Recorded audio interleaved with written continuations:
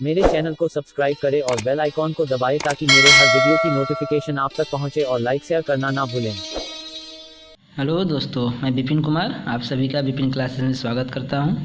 दोस्तों, आज हम जानेंगे ब्लड वेसल्स के बारे में। ब्लड वेसल्स को हिंदी में बोला जाता है रक्त वाहिकाएँ या रक्त वाहिनिकाएँ। ये जो रक्त वाहिनिकाएँ होती हैं नलिका युक्त संरचना होती है, अर्थात नलिकाएँ होती हैं। ये ऐसी नलिकाएँ होती हैं जिनमें से रक्त क्या होता है, पूरे बॉडी में फ्लो करता है, बहता है। अर्थात हमारी जो रक्त वाहिकाएँ होती हैं वह नलिका युक्त संरचना होती हैं, नलिकाएँ होती हैं जिनमें से रक्त क्या होता है, पूरे बॉडी में फैलता रहता है, बहता रहता है। ये जो हमारी रक्त वाहिकाएँ होती हैं 3 तरह की होती हैं। पहले को बोला जाता है आर्टरीज, दूसरे को बोला जाता है वेन्स, तीसरे को बोला जाता है कैपिलरीज। आर्टरीज को हिंदी में बोला जाता है धमनियाँ, वेन्स को बोला जाता है हिंदी में शिराएँ या नस, और कैपिलरीज को हिंदी में बोला जाता है केशिकाएँ। अब देखिए, हमारी जो आर्टरीज है, जितनी भी हमारे बॉडी में धमनियाँ पाई जाती हैं, आर्टरीज पाई जाती हैं, उसमें ऑक्सीजनेटेड ब्लड बहता है। ऑक्सीजनेटेड ब्लड को हिंदी में बोला जाता है प्योर ब्लड, अर्थात शुद्ध रक्त। अर्थात जितनी भी हमारी बॉडी में धमनियाँ होंगी उसमें शुद्ध रक्त बहता है। लेकिन एक धमनी जिसका नाम पल्मोनरी धमनी है, पल्मोनरी आर्टरी है, इसमें क्या बहता है, अशुद्ध रक्त, डीऑक्सीजनेटेड ब्लड बहता है। और ये हमारी जो धमनियाँ हैं, ये धमनियाँ जितने भी ऑक्सीजनेटेड ब्लड होता है उसे हृदय से दूर अंगों तक ले जाती है। अर्थात धमनी का काम क्या है, जितने भी हमारे बॉडी में ऑक्सीजनेटेड ब्लड आर्टरीज में बह रही है उन ऑक्सीजनेटेड ब्लड को हृदय से दूर अंगों तक पहुंचाने का काम आर्टरीज का होता है। उसी प्रकार हमारे जो वेन्स होती हैं, वेन्स जो होती हैं, शिराएँ होती है हमारे बॉडी में, उसमें हमेशा क्या बहता है, डीऑक्सीजनेटेड ब्लड। डीऑक्सीजनेटेड ब्लड का मतलब क्या होता है, अशुद्ध रक्त। अर्थात जितने भी हमारे बॉडी में शिराएँ होती हैं, नसें होती हैं, उसमें हमेशा अशुद्ध रक्त बहता है। लेकिन एक नस या शिरा वेन्स ऐसी होती है जिसका नाम क्या है, पल्मोनरी वेन्स, उसमें हमेशा क्या बहता है, ऑक्सीजनेटेड ब्लड, अर्थात शुद्ध रक्त बहता है।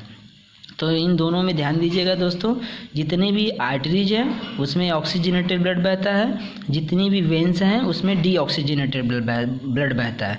लेकिन एक धमनी ऐसी है, पल्मोनरी धमनी, जिसमें डीऑक्सीजनेटेड ब्लड बहता है, और उसी तरह जो सभी शिराओं में डीऑक्सीजनेटेड ब्लड बहता है। लेकिन एक शिरा, पल्मोनरी शिरा ऐसी है जिसमें क्या बहता है, ऑक्सीजनेटेड ब्लड बहता है। उसी तरह जिस तरह हमारी धमनियाँ क्या होती हैं, ऑक्सीजनेटेड ब्लड को हृदय से दूर अंगों तक ले जाती हैं, उसी प्रकार हमारी जो वेन्स होती हैं, हमारे बॉडी में जितनी भी वेन्स होंगी, वे वेन्स अशुद्ध रक्त को क्या करती हैं, वापस हृदय तक ले जाती हैं। अब हृदय तक क्यों ले जाती हैं दोस्तों, अभी हम आगे बात करेंगे। इसी प्रकार हमारी जो कैपिलरीज है, ये केशिकाएँ जो होती हैं, ये आर्टरीज और वेन्स को क्या करती हैं, आपस में जोड़े रखने का काम करती हैं। अर्थात यहाँ पे हमने लिखा है केशिकाएँ धमनियों एवं शिराओं को जोड़ती हैं,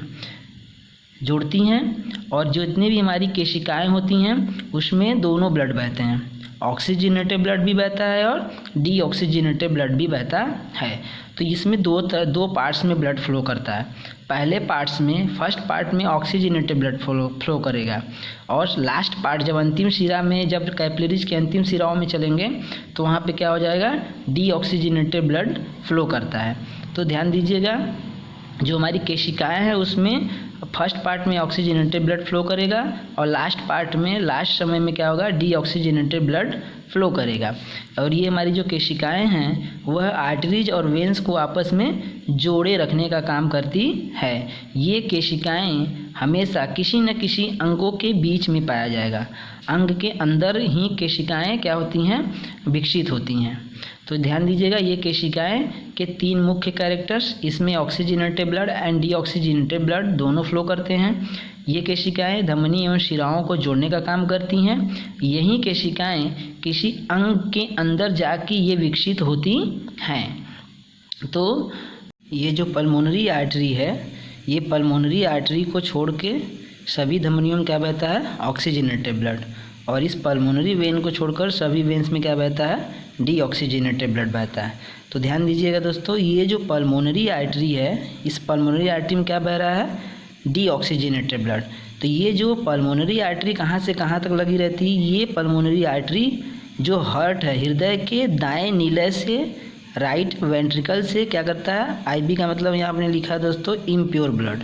तो ये जो हमारा पल्मोनरी आर्टरी है, ये पल्मोनरी आर्टरी हृदय के दाएं नीले से इम्प्योर ब्लड को कहाँ ले जाती है, लंग्स में ले जाती है। तो ये पल्मोनरी आर्टरी जो हृदय के दाएं नीले से अशुद्ध रक्त को लंग्स में ले जाएगी। तो लंग्स में क्यों ले जाएगी दोस्तों, क्योंकि लंग्स में ही क्या करते हैं हम, श्वसन की क्रिया के द्वारा वायुमंडल से ऑक्सीजन को अंदर खींचते हैं। तो अंदर खींचते हैं ऑक्सीजन को, तो लंग्स में जाकर क्या होता है, इसी इम्प्योर ब्लड को में क्या हो जाता है, ऑक्सीजन मिल जाता है। और इस इम्प्योर ब्लड को ये ऑक्सीजन जैसे ही इसमें मिलता है तो ये इम्प्योर ब्लड किस में बदल जाएगा, प्योर ब्लड में। और जैसे ही यह pure blood impure blood pure blood में बदल जाता है, उसी को तुरंत क्या करेगा, ये पल्मोनरी वेंस क्या करेगा, यहाँ लंग से क्या करेगा, इसी प्योर ब्लड को हार्ट के बाएं लिंब में ले जाके छोड़ देता है। तो ये पल्मोनरी आर्टरी क्या कर रहा था दोस्तों, हार्ट के दाएं नीले से इम्प्योर ब्लड को लंग्स में ले आती थी और लंग्स में ही यह इम्प्योर ब्लड प्योर हो जाता था ऑक्सीजन को ग्रहण करके, ऑक्सीजन से जुड़कर। और जैसे ही ऑक्सीजन से यह इम्प्योर ब्लड जुड़ जाता था तो लंग्स में ही क्या हो जाता था, ये हमारा इम्प्योर ब्लड प्योर ब्लड में कन्वर्ट हो जाता था। और जैसे ही इम्प्योर ब्लड प्योर ब्लड में कन्वर्ट होता था, वैसे ही हमारा यही प्योर ब्लड पल्मोनरी वेंस के द्वारा क्या हो जाता है, लंग्स से कहाँ जाएगा, हार्ट के बाएं अलिंद में चला जाता है। तो इस पल्मोनरी आर्टरी और पल्मोनरी वेंस का यही काम है। इसीलिए इसमें क्या कहा, जितने भी हमारे आर्टरीज था सब में शुद्ध रक्त बह रहा था, लेकिन इसमें क्या बह रहा था, पल्मोनरी आर्टरी में अशुद्ध रक्त। उसी तरह जितने भी वेंस थे सब में डीऑक्सीजनेटेड ब्लड अशुद्ध रक्त बहता है, लेकिन पल्मोनरी वेंस में क्या बहता है, शुद्ध रक्त। तो शुद्ध रक्त कैसे बहा, क्यों बहा, और इसमें अशुद्ध रक्त क्यों बह रहा था, और ये कैसे शुद्ध हुआ, ये हमने अभी बताया। तो पल्मोनरी आर्टरी हृदय के दाएं नीले से इम्प्योर ब्लड को लंग्स में ले जाता है और लंग्स में ऑक्सीजन को ग्रहण करके इम्प्योर ब्लड प्योर ब्लड में कन्वर्ट हो जाता है। और यही प्योर ब्लड लंग्स से कहाँ जाएगा, हार्ट के बाएं अलिंद में लेफ्ट एट्रियम में चला जाता है। आगे देखते हैं दोस्तों, ये हमारा जो आर्टरीज है, आर्टरीज जो होता है O2 ब्लड का मतलब होता है दोस्तों ऑक्सीजनेटेड ब्लड। तो हमारी जितनी भी आर्टरीज है वो ऑक्सीजनेटेड ब्लड को हृदय से दूर ले जाती है, अंगों तक ले जाती है, carry blood away from hearts. यही आर्टरीज आगे चलकर छोटे छोटे और ब्रांच में बढ़ जाता है, जिसे हम आर्टरियोल कहते हैं। ये आर्टरियोल जो होता है आर्टरीज की छोटी छोटी शाखाएँ हैं, स्मॉलेस्ट ब्रांच ऑफ आर्टरीज। अर्थात आर्टरीज ही क्या होती है, आगे छोटे छोटे कई शाखाओं में बढ़ जाती है, जिसे हम आर्टरियोल कहते हैं।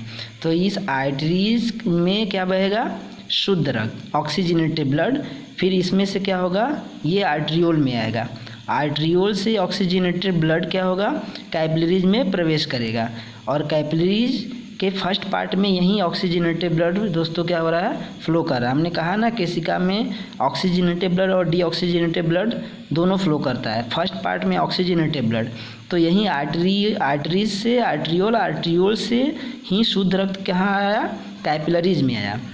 अब ये कैपिलरीज में क्या हो गया, ऑक्सीजनेटेड ब्लड फ्लो कर रहा है। अब हमने क्या बताया था दोस्तों कि ये कैपिलरीज किसी न किसी अंग में क्या होता है, प्रवेश करके विकसित होती है। अर्थात कोई ऑर्गन होगा तभी उसमें क्या होगा, कोई ऑर्गन होगा तभी कैपिलरीज उसमें प्रवेश करके कैपिलरीज का जाल बनाती है। तो यही कैपिलरीज के फर्स्ट पार्ट में क्या हो गया, pure blood oxygenated blood flow कर रहा है। अब ध्यान दीजिएगा, ये ऑक्सीजनेटेड ब्लड में क्या होता है, ऑक्सीजन होता है। तो यहाँ से क्या हो गया, इसमें ऑक्सीजन, ये ऑक्सीजनेटेड ब्लड आया। तो हमारा ये कैपिलरीज के अंदर जैसे ही ऑक्सीजनेटेड ब्लड आता है तो यहाँ पे ये क्या करता है, HB के साथ क्या होता है, हीमोग्लोबिन के साथ ऑक्सीजन जुड़ा होता है, जिसे हम ऑक्सी हीमोग्लोबिन कहते हैं। ये हमने बता चुका है दोस्तों पिछले वीडियो में। यही ऑक्सी हीमोग्लोबिन जैसे ही क्या होता है, आर्टरीज से आर्टरियोल्स के से तुरंत कैपिलरीज के अंदर प्रवेश करता है, यह दो भाग में टूट जाता है, हीमोग्लोबिन और ऑक्सीजन। ये ऑक्सीजन इस कैपिलरीज के अंदर, अंग के अंदर प्रवेश करके अंगों के अंदर जो भी फूड मटेरियल होता है उसे क्या करेगा, तोड़ेगा। तो जैसे ही क्या करेगा, फूड को तोड़ेगा तो दो भाग में टूटेगा फूड। जैसे ही फूड टूटेगा तो उससे दो चीज़ बनेगा, एक कार्बन डाइऑक्साइड बनेगा और एक क्या बनेगा, एनर्जी बनेगा।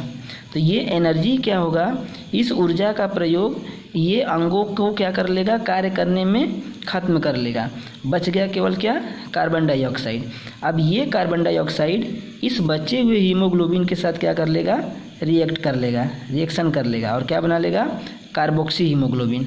फिर से बता रहे हैं, जैसे ही आर्टरीज से आर्ट्रियोल में शुद्ध रक्त आता है और यहाँ से शुद्ध रक्त कैपिलरीज के अंदर प्रवेश करता है और ये कैपिलरीज किसी अंग के अंदर विकसित होता है। दोस्तों ध्यान दीजिएगा, तो जैसे ही ये कैपिलरीज के अंदर ऑक्सीजनेटेड ब्लड जैसे ही इंटर करेगा, यह दो भाग में टूट जाएगा, एक हीमोग्लोबिन और ऑक्सीजन। यही ऑक्सीजन क्या करेगा, इस आर्गन में उपस्थित फूड को क्या करेगा, फूड पार्टिकल्स को ब्रेक डाउन करके दो कार्बन डाइऑक्साइड और एनर्जी मॉलिक्यूल बनाएगा। ये एनर्जी क्या हो जाएगा, आर्गन के अंदर कार्य करने के लिए ख़त्म कर दी जाएगी और ये कार्बन डाइऑक्साइड से ये बचा हुआ हीमोग्लोबिन रिएक्ट करके कार्बोक्सी हीमोग्लोबिन बनाएगा। यही कार्बोक्सी हीमोग्लोबिन जिसमें कार्बन डाइऑक्साइड होता है वो क्या हो जाएगा, डीऑक्सीजनेटेड ब्लड, अशुद्ध रक्त होता है। अब यहीं पर हमारा क्या हो जाएगा, तो यहाँ से यहाँ तक आया था शुद्ध रक्त, यहाँ तक शुद्ध रक्त के थ्रू हमारा क्या बना, यहीं कार्बन डाइऑक्साइड बना और कार्बन डाइऑक्साइड इस हीमोग्लोबिन के साथ क्रिया करके कार्बोक्सी हीमोग्लोबिन बनाता है, जो कि क्या है, इम्प्योर ब्लड है। यही इम्प्योर ब्लड फिर क्या होगा, इसी कैपिलरीज के थ्रू क्या होगा, वेन्यूल्स के अंदर इंटर करेगा। तो ये वेन्यूल्स क्या करेगा, देखिए यहाँ पर मैंने लिखा है, collect blood from the capillaries, अर्थात कैपिलरीज से ब्लड को क्या करेगा, कलेक्ट करेगा। कौन, वेन्यूल्स। वेन्यूल्स को हिंदी में बोलते हैं शिरिकाएँ। तो जो ये कार्बोक्सी हीमोग्लोबिन है, अर्थात जो हमारा इम्प्योर ब्लड है, वह कैपिलरीज से क्या होगा, वेन्यूल्स में इंटर करेगा। वेन्यूल्स हमारा क्या होता है, कैपिलरीज से ब्लड को कलेक्ट करता है, वो भी किस प्रकार के ब्लड को, इम्प्योर ब्लड को कलेक्ट करता है। तो हमारा ये जो वेन्यूल्स है वो सबसे स्मॉलेस्ट वेन्स है, सिरा है। अब जब इस वेन्यूल्स के अंदर हमारा जो carboxy haemoglobin impure blood venules के अंदर आता है, इस वेन्यूल से हमारा जो इम्प्योर ब्लड है फिर कहाँ जाता है, वेंस में जाता है, वेंस में जाता है। ये वेंस में जब जैसे ही हमारा अशुद्ध रक्त प्रवेश करता है, इस अशुद्ध रक्त को ये वेंस क्या करती है, हार्ट को पहुंचा देती है। अर्थात जितने भी अशुद्ध रक्त इस शिरा में होगा, उस शिरा के रास्ते सभी शिराओं से होते हुए इस पूरे अशुद्ध रक्त को हृदय के पास भेजने का काम कौन करता है, वेंस करता है, शिरा करता है। क्यों करता है, क्योंकि हृदय में जैसे ही यह अशुद्ध रक्त पहुंचता है, हार्ट क्या करेगा, उस रक्त को फेफड़े में पंप कर देगा। तो जब हृदय से ये हार्ट क्या करेगा, लंग्स में हार्ट ब्लड को पंप करेगा। तो जैसे ही लंग्स में क्या होगा, लंग्स में इस हार्ट क्या करेगा, लंग्स में ब्लड को पंप करेगा। तो लंग्स में क्या होता है दोस्तों, ध्यान दीजिएगा, हम ऑक्सीजन को अंदर ग्रहण करते हैं और कार्बन डाइऑक्साइड को बाहर करते हैं। तो यहाँ पे हमने क्या बताया, वेंस में क्या हुआ, क्या है, डीऑक्सीजनेटेड ब्लड है, इम्प्योर ब्लड है। दोस्तों ये जो वेंस है, शिराएँ हैं, इसमें क्या है दोस्तों, क्या बहता है, हमेशा अशुद्ध रक्त बहता है। तो इस अशुद्ध रक्त को जो ये शिराएँ हैं कहाँ भेज दिया, हार्ट में, और हार्ट पंप कर दिया लंग्स में। तो लंग्स में जैसे ही अशुद्ध रक्त आता है, इस कार्बन डाइऑक्साइड को छोड़ के ऑक्सीजन को ग्रहण कर लेता है। तो ऑक्सीजन को जब ग्रहण करेगा तो हमारा अशुद्ध रक्त हो जाएगा, जिसमें ऑक्सीजन मिल जाएगा जैसे ही, वो क्या हो जाएगा, शुद्ध रक्त। और कार्बन डाइऑक्साइड को क्या छोड़ देगा, फेफड़े में छोड़ देगा, और फेफड़े के द्वारा, सांस के द्वारा हम क्या कर देंगे, श्वसनिकाओं के द्वारा इस कार्बन डाइऑक्साइड को हम वायुमंडल में छोड़ देते हैं। तो इस तरह से हमारा क्या होगा, फिर से हमारा जो ये जो इम्प्योर ब्लड है, जिसके द्वारा वेंस के द्वारा जो हार्ट में आया था, हार्ट पंप कर देगा लंग्स में, और लंग्स में ही क्या करेगा, ऑक्सीजन को ग्रहण करके वह इम्प्योर ब्लड पुनः प्योर ब्लड में बदल जाएगा और कार्बन डाइऑक्साइड को हम बाहर छोड़ देंगे। यह क्रिया हमारे बॉडी के अंदर हमेशा होता रहता है। एक बार हम पुनः समझा रहे हैं दोस्तों कि जब कैपिलरीज में हमारा आर्टरीज से ब्लड आर्ट्रियोल के थ्रू आर्ट्रियोल में आता है और आर्ट्रियोल से शुद्ध रक्त कैपिलरीज में आता है, तो शुद्ध रक्त के थ्रू क्या होता है, ऑक्सीजन आता है। तो ऑक्सीजन क्या करेगा, अंगों के अंदर प्रवेश करेगा और अंग के अंदर फूड होगा, फूड पार्टिकल्स होगा जिसको तोड़ेगा। ये ऑक्सीजन तोड़ेगा तो दो चीज़ बनेगा, कार्बन डाइऑक्साइड और एनर्जी। इस कार्बन डाइऑक्साइड से यह बचा हीमोग्लोबिन रिएक्ट करके कार्बोक्सी हीमोग्लोबिन बनाएगा, जिसे हम अशुद्ध रक्त कहते हैं। और ये एनर्जी का प्रयोग अंगों को कार्य करने के लिए ख़त्म कर लिया जाएगा, यूज कर लिया जाएगा। और हमारा ये जो अशुद्ध रक्त है जिसमें कार्बन डाइऑक्साइड होता है, इसे पुनः आगे की तरफ वेन्यूल्स में भेजा जाता है। तो यही कैपिलरीज के थ्रू, कैपिलरीज में हमने बताया था 2 तरह के ब्लड होते हैं, यहाँ से यहाँ, यहाँ से यहाँ शुद्ध रक्त आया और फिर यहाँ से हमारा क्या हो जाएगा, अशुद्ध रक्त बहेगा। और जैसे ही यह अशुद्ध रक्त कैपिलरीज के थ्रू वेन्यूल्स में आएगा, इस वेन्यूल्स से अशुद्ध रक्त वेंस में आएगा और इस वेंस के द्वारा पूरे अशुद्ध रक्त को हार्ट में भेज दिया जाएगा। और ये हार्ट क्या करेगा, लंग्स में अशुद्ध रक्त को पंप करेगा।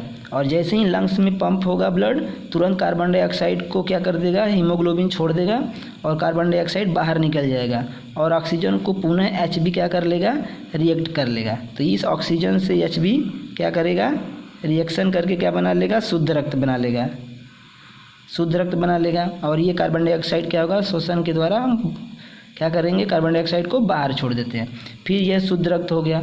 यह क्रिया फिर बारंबार हमारे शरीर में होता रहता है, फिर यहाँ तक आएगा, फिर इसी तरह प्रोसेस होता रहता है दोस्तों। तो आई होप आप लोगों को समझ में आया होगा आर्टरीज, वेंस और कैपिलरीज अर्थात ब्लड वेसल्स के बारे में। आगे हमने बताया है स्ट्रक्चर ऑफ वेसल्स वाल, अर्थात वाहिकाओं की जो वाल होते हैं, दीवार होते हैं, स्तर होते हैं, उसके स्ट्रक्चर के बारे में। तो जो वेसल्स वाल होती हैं उसकी 3 स्तर होती हैं, 3 लेयर्स होती हैं, मतलब 3 लेयर की बनी होती हैं। तीनों लेयर का नाम हमने यहाँ पे क्रमानुसार बताया है। जो तीनों लेयर के नाम है ट्यूनिका इंटीमा या इंटरना भी बोलते हैं, ट्यूनिका मीडिया, ट्यूनिका एक्सटर्ना। तो जो ट्यूनिका इंटीमा है यह सबसे अंदर की लेयर होती है। ट्यूनिका मीडिया जो होती है वो सबसे बीच की स्तर होती है, लेयर होती है। और ट्यूनिका एक्सटर्ना जो होती है वो सबसे बाहर का स्तर होता है। तो जो ट्यूनिका